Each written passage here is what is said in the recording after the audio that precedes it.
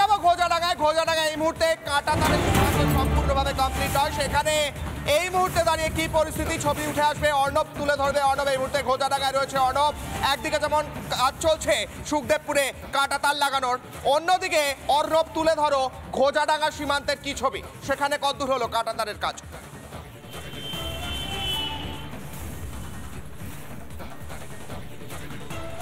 দেখো কিশোর, তোমাকে জানিয়ে রাখি ঘোজাডাঙ্গা নয়, যেটা মেন লোকেশন সেটা হচ্ছে স্বরূপনগর। এবং স্বরূপনগরের যে জায়গাগুলোতে মূলত এই যে ফেন্সিং এর যে বিষয়টি রয়েছে তার মধ্যে একটা কিন্তু রয়েছে জল সীমান্ত, অর্থাৎ যে হাকিমপুরের যে বর্ডার রয়েছে সেটা কিন্তু জল সীমান্তে রয়েছে, এবং আরও একটি বর্ডার রয়েছে যেটাতে কিন্তু ফেন্সিং নেই।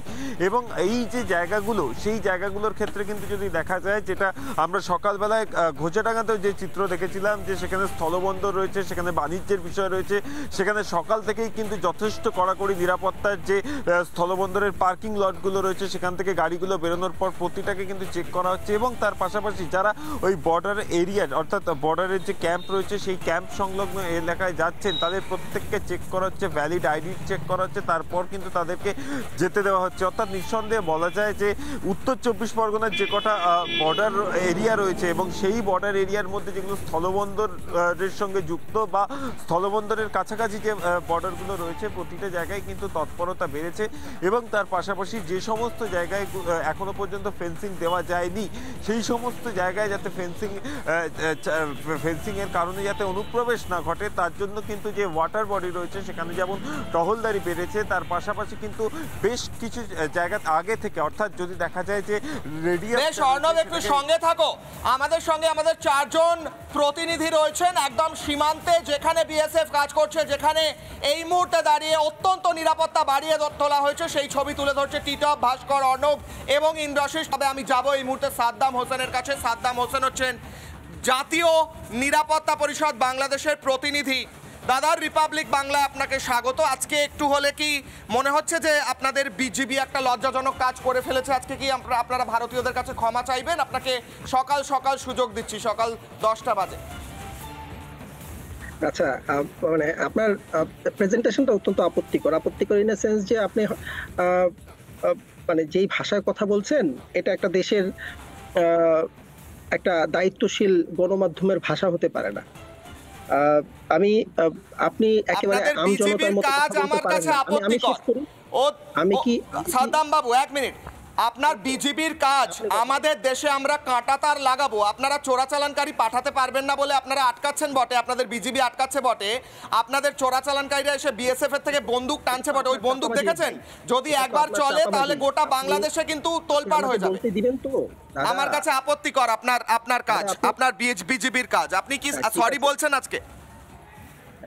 না না, সরি বলবো কেন? আপনি আমার কথা তো আগে শুনতে দিবেন দর্শকদেরকে। আপনি আপনার মতো বলে গেলে তো হবে না। একপাক্ষিক বক্তব্য তুলে ধরছেন তো আপনার চ্যানেলে। ঘটনা যেটা হয়েছে তাই জন্য তো আপনাকে বলতে দিচ্ছি, একপাক্ষিক কোথায়? আপনি তো উল্টো দিকে কথা বলছেন। কিন্তু আজকে আপনি ক্ষমা চান।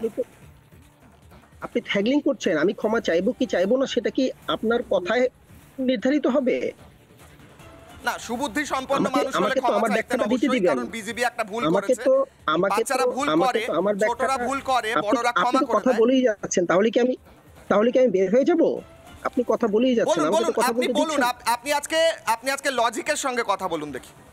হ্যাঁ ঠিক আছে, বলছি, আপনি শুনুন আগে আমার কথা। আমি গতকালকে রাতে আপনাদের চ্যানেলে এটা নিয়ে কথা বলেছিলাম।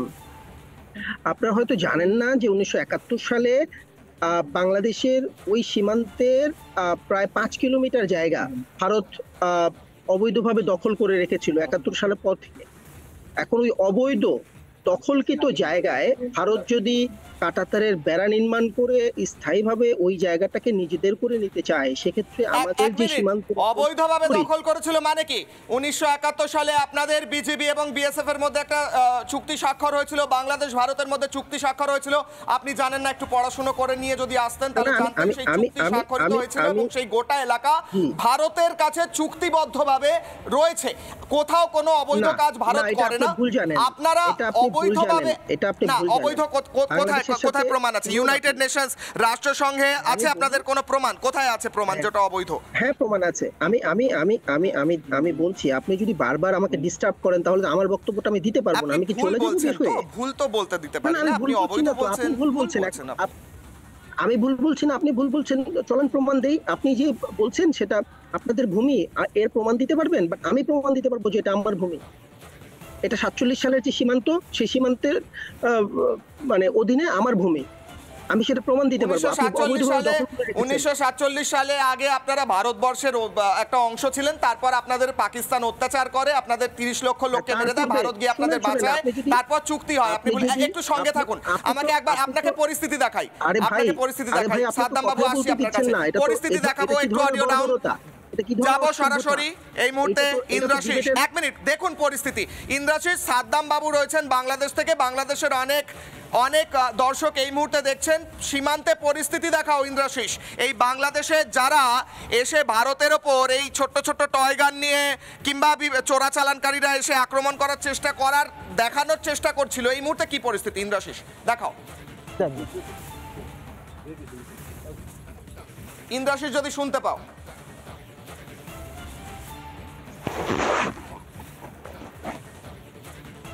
পরিস্থিতি দেখাও।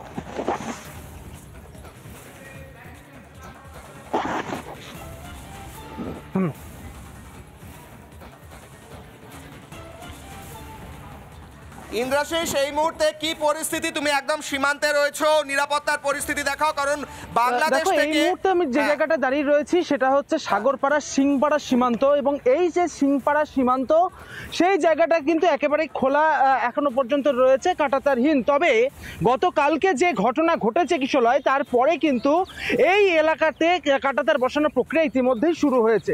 তুমি দেখতে পাচ্ছ এই যে ওয়াচ টাওয়ার, সেই ওয়াচ টাওয়ার থেকে বিএসএফ কিন্তু সব সময় এখানে টহল দেয়, গ্রামবাসীরা অন্তত এমনটাই তারা জানাচ্ছেন।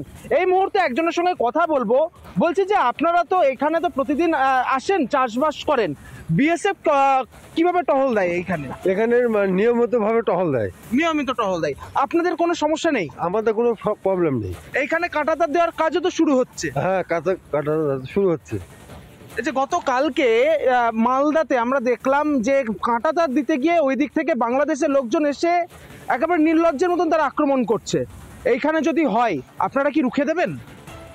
এখানে যদি হয়, ঘটনা হচ্ছে যে আমাদের একটু নিচ দিয়ে গেলে সুবিধা হয়, কিন্তু এখানে গেলে অসুবিধা, আমাদের পক্ষে অসুবিধা আছে। এই কারণে আমাদের চাষবাসের পক্ষে খুব অসুবিধা আছে। বেশ ইন্দ্রাশিস, একটু সঙ্গে থাকো, এই মুহূর্তে দাঁড়িয়ে পরিস্থিতি দেখাচ্ছিল ইন্দ্রাশিস।